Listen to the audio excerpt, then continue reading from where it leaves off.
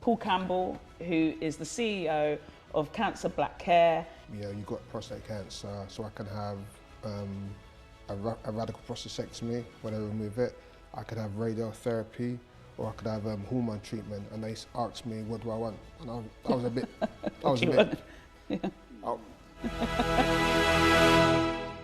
Hey everyone, welcome back again for another episode of Black Women Rising, the podcast, sponsored by our wonderful friends at Palmer's. So today I've got another special guest, someone who I've been wanting to speak to and meet for a while. We've got Mr. Paul Campbell, who is the CEO of Cancer Black Care and is also a prostate cancer survivor. Paul, welcome to the show.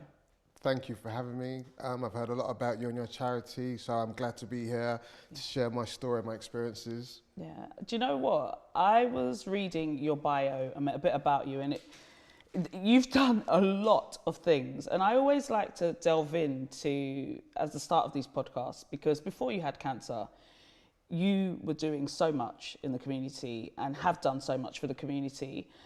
Taking away being the CEO of CBC, can you tell us just a little bit about you, your life so far as a professional, and obviously head of programs at Future Men? So I'm one of 8 siblings. My working employment has always been working with marginalised and disadvantaged groups. Yeah. I can only do work that I'm passionate about. I can see a vision, work that I can get my teeth stuck into. So working in homelessness, working with drugs and alcohol, working with serious youth violence, working with mental health, working with physical health. These are the roles I've undertaken in my previous employments, and these are the roles I've enjoyed doing. Giving back, effecting positive change, and especially working with young boys. In my last job at Future Men, I worked with a lot of serious youth violence, worked in a lot of pupil referral units, alternative provisions, and working with young men and young boys that needed guidance, that needed a mentor, and that was something that I took great pride in. It excited me, the vision pulled me, and I was in that position for around 15 years. Wow. And in my spare time, I used to coach boxing, I used to love coaching boxing, but once things started to change, I had to give that up. But I still enjoy keeping fit and spending time with my loved ones and my family. Yeah. Well, we're going to get into your family a bit later, but can you tell us about your cancer diagnosis and when that was, and even the symptoms that made you want to go and get checked out? So throughout my life, I've always been into health and fitness. I've competed at a very high level in physical combat sports. And one day I saw an advert on TV. I was 40 years old, and the advert said, if you're over 40, you're entitled to a free men's health check. It was like an MLT. Yeah. And I was like, I need to do that. So it took me 2 years to eventually go to my GP and make this appointment. So I rock up to the GP, spoke to the receptionist, and I said that I'm here for a men's health check. I explained to her that I saw an advert on TV and I've liked the full works. And then she proceeded to ask me, what was wrong with you? And I was like, externally, I don't think anything's wrong, but internally, I don't know what's going on. And then she said, well, we're not going to give you a test because you've said nothing's wrong. And I was like, the advert didn't say that. The advert said blah, blah, blah, blah, blah. So I became very assertive and very pushy. I started to raise my voice, and I was calling for the manager here and the manager there, and then someone more senior came out. I explained what I'd seen on TV and heard, and I explained how your receptionist was being very obstinate and wouldn't allow me to book this appointment, and I was able to have the appointment. So then they asked me what they wanted to test, and I was like, well, what you would normally test everything. And I remember even during my blood test, they were very aggressive with me. It's like they didn't like me. So I continued to go back for tests every year, and I found out I was a diabetic, no symptoms. And then I left that GP and went to another GP service, which was local, and I continued to get the health checks, the blood test, and that's when they found something in my system. They kept on asking me questions about, are you having trouble urinating? Do you have problems with your back passage? Do you have this symptom? And I was like, nope, nope, nope, nope, nope. And I had to keep on going back every 3 months and every 6 months for further blood tests. And they were saying there was nothing wrong, but I thought something was wrong. And then it got accelerated. I was sent to the hospital, and this is when they said to me that I had to have a biopsy. And this is when they said to me that, you got a raised PSA, you got prostate cancer. So had I not had been pushy and assertive in the first place, exactly, I would never have found out because I didn't have any symptoms, which was hugely concerning to me, concerning to me. And what was the process from when you first went to that appointment to when you was diagnosed? I went to my GP about 4 or 5 times for blood tests, and it kept on going up. And then I was referred to a local hospital to have further blood tests. Wow. I had a few internal checks as well, and then they kind of and I kind of done a bit of reading, and I kind of felt it for myself that you know what, this is what's happening to me. So when they told me, I kind of self-diagnosed myself, so it wasn't that much of a hit because based on what they were saying, and more importantly what they weren't saying, I kind of deduced the information for myself. God, so the whole process was what, months or a year or? It was aggressively quick.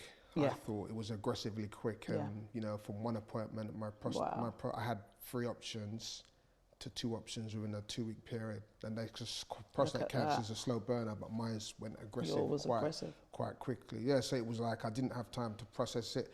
I didn't really have time to think. I didn't have time to stop because it was, letters, emails, phone calls.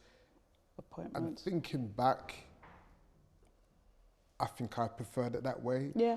Because I didn't want to be in my own headspace. Absolutely. And by the time I was in my own headspace, that's when all of the other kind of issues come along with your mental well-being, because you're literally thinking, hold on, I'm one of those people that have cancer. Were you cancer aware beforehand? No. Not at all? I didn't see any of the materials that I see now that are literally everywhere. Yeah. In my optics, I didn't see anything about prostate cancer. I didn't see nothing at all. So I was totally blinded to it at all. To everything that was out there, just totally went past me. Where I lived in my community, there wasn't any information that I could see that I felt, oh, that's talking to me. Actually, I used to watch Soccer Saturday, and I used to see the prostate cancer badge man. I saw that, and I always wondered what it was. Yeah. But I didn't know what it was at the time. What was going through your mind when you was diagnosed? Am I gonna die? What am I gonna tell my kids? I'm fit, I'm healthy, I don't smoke. Why has this happened to me? And I didn't understand it. I didn't understand what was happening. And at that time, I hadn't known anyone in my family or in my immediate circles that had cancer. So there wasn't anyone immediately to speak to about my diagnosis. And I remember the oncologist told me not to go online. They gave me information to read and to digest, but they were very clear that I shouldn't go online with any of this information. So it was a lonely space. It was a lonely place because I didn't know what to do and who to turn to and what to do with this information I've just been given. So it was quite heavy for me at that time to have and to hold that. And that's why I said I quite like the fact that everything was so quick and so aggressive, because it meant I didn't have time to be in my own headspace to digest this. Knowing what I know now, I would have done things differently and asked more questions and taken more time to make the decisions that I'd made. And what did treatment look like for you? I remember when they said to me, you got prostate cancer, so I can have a radical prostatectomy where they remove it. I could have radiotherapy, or I could have hormone treatment. And they asked me, what do I want? And I was a bit, and I'm thinking, this isn't my area of expertise. Exactly. I don't know. You've not presented me with any information. So how can you put me on the spot like that? I have no idea. At this time and at this juncture, you're going to have to tell me, based on what you've seen from me and my results, what you think is the most suitable idea for me, and then I can go back and research it. But you can't ask, I was a bit kind of annoyed that they would ask me that question.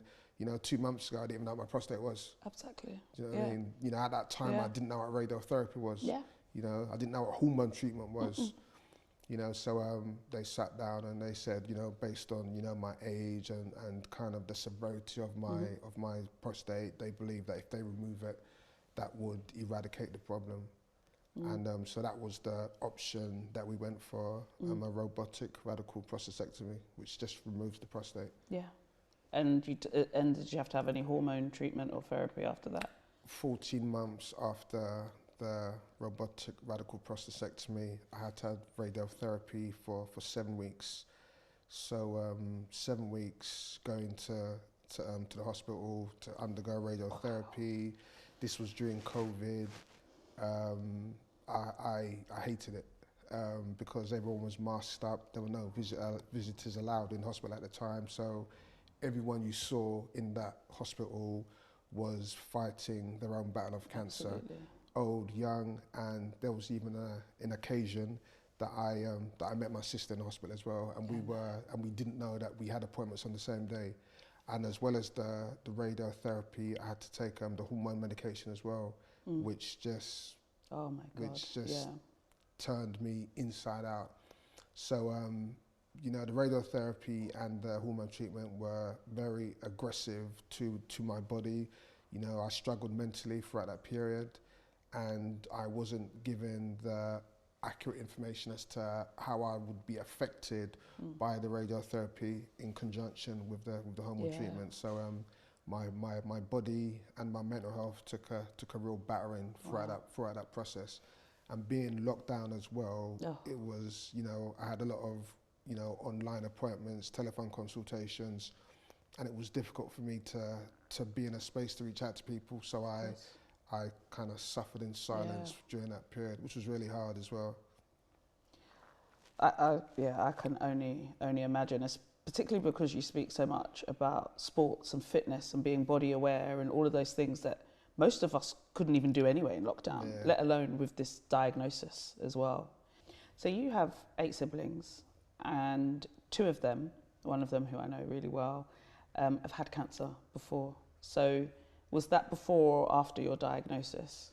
So I was the first family member to be diagnosed with cancer, and when I eventually told my family, you know, my brother went to get checked, and he found out that he was diagnosed with prostate cancer. Wow. When my little sister heard that I had prostate cancer, she went to reach for the telephone to phone me, and that's when she realised that she had a lump. At that exact time, she went to phone me. So we were all diagnosed in 2019 with different cancers. And then a year or 2 later, I had cousins in London and cousins in Birmingham that were also diagnosed with prostate and breast cancer as well. That is one incredible story. I mean, we could talk about that for hours, but I think in saying that, you know, I talk a lot about breast cancer because obviously that's the cancer I know, and most women that come through Black Women Rising have had breast cancer, and we're seeing it of all ages. You've worked with Prostate Cancer UK, and obviously you've got your new role, which we'll come on to now, but a lot of people I talk to, particularly Black men, don't even know what prostate cancer is. And these alarming figures that we're seeing now being drummed about, what did they say, 1 in 4? 1 in 4. 1 in 4 Black men will be diagnosed with prostate cancer. And some people don't even know what prostate cancer is. Can you tell us what prostate cancer is? Well, it's a disease that Black men are more susceptible than white men and Asian men. It's you know, my boss, you know, Professor Frank Chinabungondo, he's the researcher whose research identified that Black men were more susceptible to prostate cancer. And I think as Black men, we don't do enough to look after ourselves and find out the information about prostate cancer. Is that because the information isn't where we are? Is it because of the racial disparities in the NHS and the healthcare system? Are we doing enough to look after ourselves and reach out to have access to prostate cancer?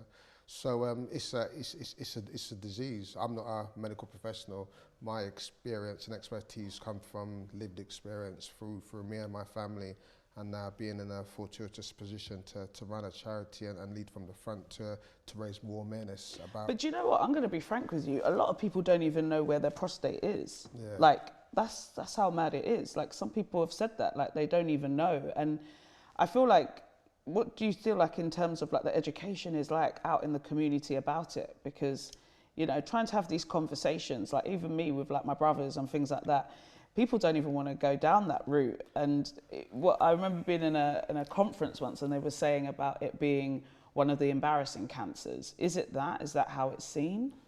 I think for me at my age, I was embarrassed when they spoke to me about my prostate cancer, when I had to have an internal check. You know, I wanted to be better, I wanted to be well. Of course. I think, you know, this should be spoken about a lot more. I know in the PSHE lessons in the secondary school, they talk to the girls about breast cancer. Yeah, of course. Maybe this is where they need to start talking to the young men about prostate cancer and planting a seed. You know, and one of the things that Cancer Black Care that we're going to be doing is start to target younger men so that they can talk to their fathers and their grandfathers about prostate cancer and where the prostate is, and that black men are more susceptible because you know, men are dying. Absolutely. And by that, and you know, the check is a blood test. Yeah. You know, there are a lot of taboos about, you know, an internal check, and it may or may not come. And I think we're actually going to move more to MRI scans, which is a lot more better to identify, you know, whether that individual has prostate cancer. So there is a lot of fear, there is a lot of taboo, but we've got to keep on, you know, pushing out the messages about, you know, this is about saving lives. You know? Well, I was going to come on to that because obviously you have come from this 14 years at Future Men, and you have now come on over to CBC, Cancer Black Care, as the CEO. What made you come over to this work? And yeah, what made you want to come over and become the CEO of a charity that you knew that there was a lot of work to be done? What was your drive behind it? I think that before I started at Cancer Black Care, I was volunteering for Prostate Cancer UK, and I was volunteering for prostate cancer research and the Men's Health Forum, and I did this because of the challenges and the difficulties I faced during my journey. Throughout my journey, I didn't see anyone that looked like me. Every environment I went to, I was the youngest person in there. I was being asked, "Are you in the right place?" Often and always. And I wanted to speak up for myself, and by talking up for myself, I'm speaking up for those people that can't speak for themselves. Yeah. So I was happy in my last job working, you know, at Future Men, and then someone presented this opportunity in front of me, you know, to lead Cancer Black Care. And when I read the job spec and the job role and what it entailed, I was like, tick, tick, tick, tick, tick, tick, tick. Yeah. I hadn't applied for a job in about 30 years. Yeah. So it was a nerve-wracking kind of interview process for me. And then it was fine, I did it. And then I remember when Frank called me, and I was like, why would Frank call me to tell me I haven't got the job? And it was obviously the opposite news. And I was ecstatic, and you know, I'm here still today. And what's it? First and foremost, can you tell us what the aims and objectives for anyone that doesn't know about CBC? So we empower, we educate, we mobilise, we influence, and we raise awareness about cancers to black people and people of colour. Not exclusively. We want to improve outcomes and experiences for black people and people of colour in and around cancers. We want to provide culturally appropriate information that considers cultural diversity. We want to lobby, campaign. We want to work with other cancer agencies to reduce cancer within the black people and people of colour. So it's everything around, you know, reducing, you know, befriending, advocacy, counselling services, just making sure that the information is out there and it's in the right places and spaces. Absolutely. And what's it been like? You've been in role for just over 6 months. What's it been like? It's quite challenging, it's quite enjoyable, it can be lonely at times, it's full on. The first month was really slow, but since then it's really taken off. I've met some amazing people on the journey. Never created a website before, that's quite interesting. Updating policies and procedures, creating all of the social media platforms, and kind of responding is painstaking, and it's a long task. Again, you know, running our volunteers groups and you know, seeing the projects that we have. It's been quite tough. Yeah. You know, because I'm doing quite a bit of it by myself, and it's enjoyable in parts, but it's necessary. And looking ahead to what the other services and charities are doing, I'm quite I'm quite sure that in a couple of months we're going to be right up with them side by side, you know, promoting the good work of Cancer Black Care. Yeah, and you know, I always like these talks because this is like CEO to CEO, right? Like, I love this because it is a lonely place. So when you meet people who are also running their own charities and stuff like that, I always find it really interesting because I feel like we all say the same thing. It is very lonely. You could be surrounded by so many helpers and volunteers, but actually the responsibility that you have to pay everyone's wages, to make sure everything is just like being run like a tight ship, without having usually a lot of support and infrastructure in place, is taxing, right?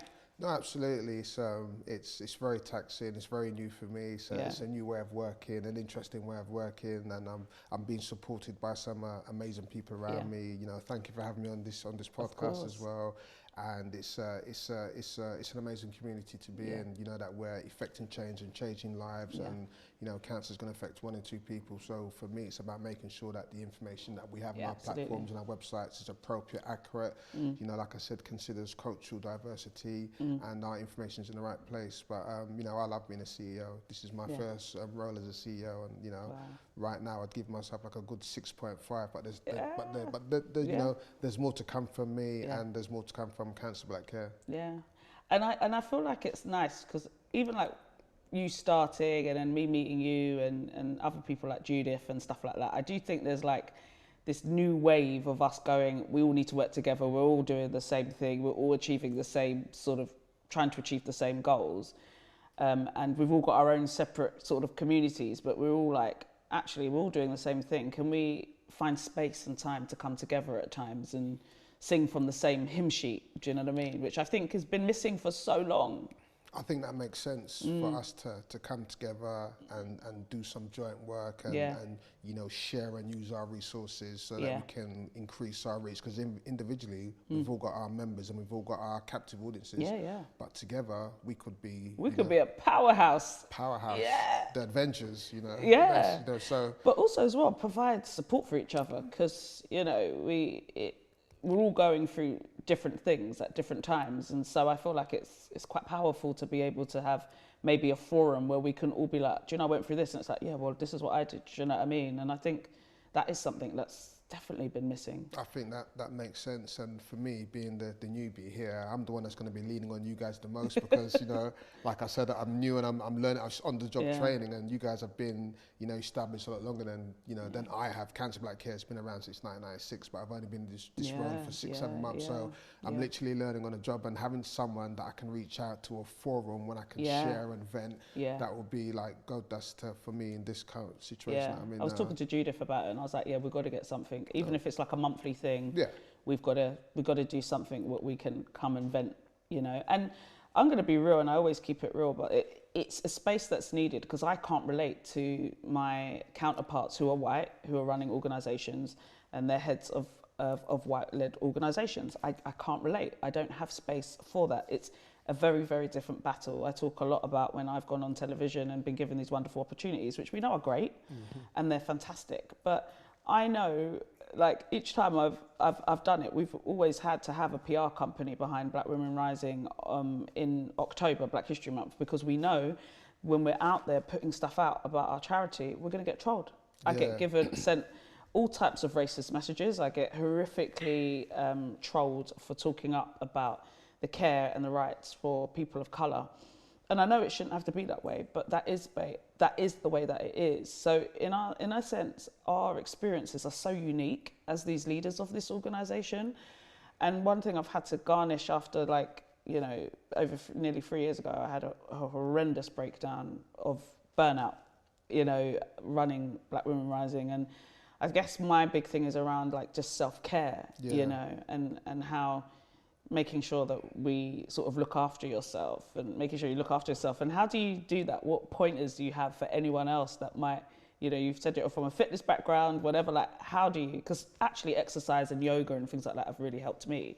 What about yourself? I think for me, kind of working in this environment and being a cancer conqueror and working with, you know, cancers day in and day out, I need to be in an environment, a clinical supervision environment where I can take care of myself and have an opportunity to vent and talk about my week, any things that have triggered me, I think is important.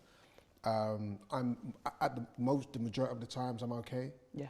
But there are moments when I'm triggered and I'm taken back into those dark spaces. I think the one thing about cancer is that because of how you present, people think that you're okay, but you know, my energy will never be the same. My body will never be the same. Exactly. And my personality, you know, will never be the same. And I think that people just think that because you look a particular way, you've bounced back. I know. And that's just not the case. And no matter how many times you bang on the door, that's not the case. People just assume because you present a certain way. I know. Look at Leanne, look how gorgeous she looks. She's all right, but Yeah. deep down, we're still fighting with still those. fighting. Yeah, the trauma of Yeah. what has happened, and you know, my journey will continue, and my siblings' journeys will continue. So for me, having that space to talk to someone about my journey and my ongoing journey, and being able to talk about maybe things that have happened in sessions or in work, so I don't take it on board, because I don't want my cup to get full. I've been in that situation before, and I knew what it did to me, and I don't want to be in that space again. So you know, my well-being is talking about my journey, myself, my experiences, you know, so I can make sure I can empty my cup, so not to become unwell. Overwhelmed. Whilst keeping up the healthy eating and the dietary requirements and the gym stuff as well. Everything you said there is exactly true. I just totally relate exactly that. And I guess it's, you know, a lot of people do come into the space and they sort of say, you know, they do think that. And I spoke about that a lot, about how you go into survivorship, you know, you said it, cancer conqueror, love that, never heard of that one. And they assume that you're okay.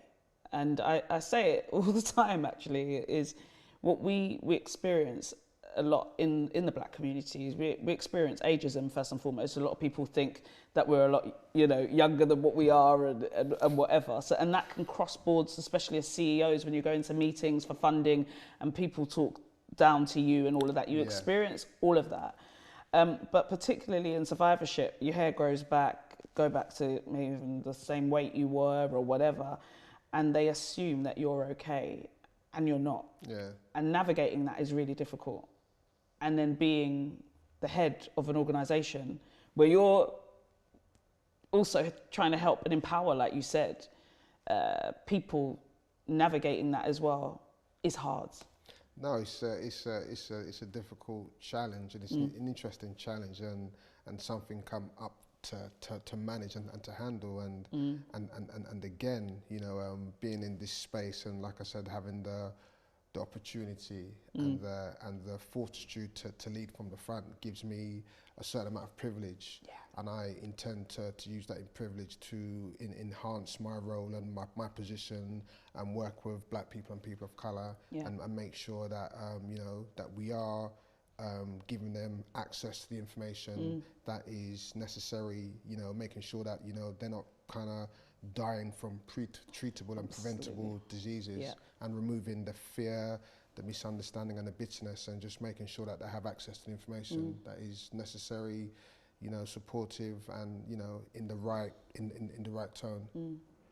Well, they are very, very lucky to have you on board, and with all your expertise. And like I said, I was reading your bio and all the amazing things that you've done before, and coming into the space with all of that knowledge and experience. I mean, I look forward to the future of seeing CBC build up. Tell me, what is in the future? Can you tell us any little sneaky peeks of anything coming up? Cancer Black Care, we had offices in Manchester, with offices in Birmingham, with offices in Dalston, with offices in Brent, and we had offices in Camberwell. So the plan is to recreate that. We had members groups in South, East, North and West, and the plan is to recreate that. We had a staff team, you know, of just under 20 staff, and the plan is to recreate that. You know, we've got a new website coming, you know, our style guide and branding is out. We are out on, you know, Instagram, LinkedIn, Twitter, all at Cancer Black Care. We have more media videos coming out. Myself, my brother, my sister, we're all diagnosed in the same year. So we're going to be doing a series of podcasts as to what that looked like and how that affected us, our family, our siblings. So there's a lot of interesting and exciting things coming. We're going to be having events, and we're going to be doing podcasts like this. I'm looking at what everyone's doing. You know, I don't want to reinvent the wheel. I'm looking what everyone's doing, and I'm looking at what we can do and potentially how we could do that better. But at the end of the day, it's about our members in the communities, and it's about serving them and making sure that they have access to the information that we're putting out there. And also, you know, it's great because it's good that you've got places to look at and go, actually, they're doing that. How can we do that? And also, that serves as inspiration, right? In collaboration as well. Exactly. Yeah. And I think you could never have enough. Absolutely. You know, like I always say when people are like, oh, but, you know, I don't want to do a podcast because you guys have done it. And I'm like, mate, there's so many voices. Yeah. The more voices that get flooded, and the more, even the more charities that are out there, or community programs, who cares? Yeah. Do it, because the more we do it, the more that our voices are heard. Absolutely. So when you called me on here, I was like, oh my God, I've heard of Leanne. I was so excited. You know, I was excited that my sister had spoken about you because she'd done work about you in the past. So it's a start, and you know, I'm all about collaboration and working with other services that can enhance what we're doing. And, absolutely. And if that's the case, then you know, whenever you call me, I'm going to be there. Yeah, and bring us along board with everything that you're doing, especially your little, you know, the tour around the UK. I can't even think about coming out of South London yet with what we're doing because it's just mad. But you know, I'll be. We've got members in other places in the UK, and it's like, how do we get to them? I'd love to do something, but I don't know how. So maybe we can talk about how that piggy bank on you guys and come and you know do something. Most definitely. And we do it together. Most definitely. Thank you, Paul. You're amazing, and you've been amazing. Thank you so much for coming on. And for anyone that doesn't know you or whatever, where can they find you? Cancer Black Care on all of the social media outlets. Brilliant. And I've seen one of the things I wanted to say, all the new branding, is that you? That's my looks amazing. Thank you. Love it. I've seen all the lovely branding and everything. It all looks great. So you can check Paul out at Cancer Black Care, and he's just been an incredible guest. Just before you go, Paul, there's something I've been doing with every guest, okay? So I've got 2 boxes here. Here is like a statement, a piece of advice, and here is an affirmation. And I want you to pick a card. What one do you want? An affirmation or a statement? I'm going for a statement. Yeah, okay, cool. They've all been shuffled. You just pick one from the top. Okay, have a read. Okay. What did it say? I welcome abundance and I will pay attention to the guidance I receive. I love that. Relate to you in any way? Absolutely. Love that. I welcome abundance and I'll pay attention to the guidance I receive. Yeah, a lot of our conversation comes into this. Exactly. Yeah, absolutely. Especially when it comes to abundance. Paul, that is your card. And I have got, wouldn't be a Palmer's podcast without giving you a Palmer's goodie bag. So there you are, with all the goodies that are featured here. That is yours. Thank you very much. You are more than welcome. Enjoy. Thank you. Thank you so much for coming on. Thank you for having me.